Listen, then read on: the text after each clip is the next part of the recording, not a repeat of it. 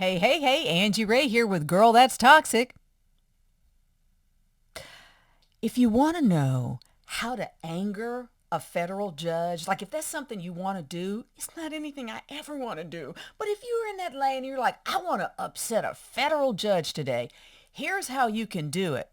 Present the judge with some documents that ChatGPT created, not that you, the attorney, created.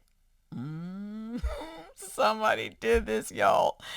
In Manhattan, New York City, a federal judge there, a case that the judge is hearing about an aviation incident, and the attorneys presented, presented documents created by ChatGPT, and the judge is madder than a wet hen. The judge said, had you read this, you would have noticed the gibberish. I haven't heard gibberish in a while. I love it. I love it.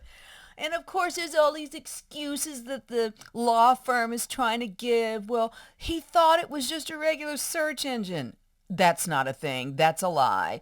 Oh, he's not used to doing these cases. Then he shouldn't be on this specific case if he's not accustomed to it. Because I can tell you, I didn't want to practice law after going to law school because it's a lot of just boring stuff like reading cases, citing them, making sure that the brief or whatever you're presenting to the court is accurate. Something these attorneys didn't bother to do. Like the judge said, had you bothered to read your stuff, you would have realized they quoted some cases that don't exist and talked about some airlines that don't exist. So what this tells me is that these lawyers did not read the document they presented to a federal judge. Ooh, child. Things I never want to do. All that I just said. This whole thing of not reading that's the thing. Maybe they reread what they wrote, but they're like, the AI is fine. No need to reread. Wrong. Anybody putting all their faith and confidence in this artificial intelligence, let's bring it up for a second. Well, joke's on you. I know how to write. I know how to write well, and I write in a specific voice. So you would be able to tell Angela did not write that. She used some AI. I can't imagine how this is going to take over our lives, but we're already seeing in certain cases, no pun intended, how this is all playing out. And this is disappointing as someone who is legal adjacent, law school, not practicing, just in the summers.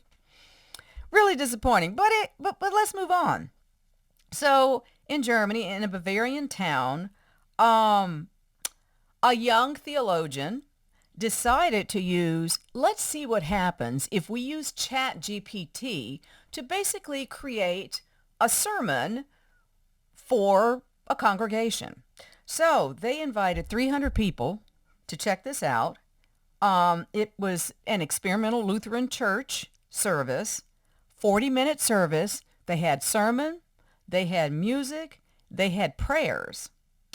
This theologian says that 98% of what was done came from ChatGPT. That's bothering for me.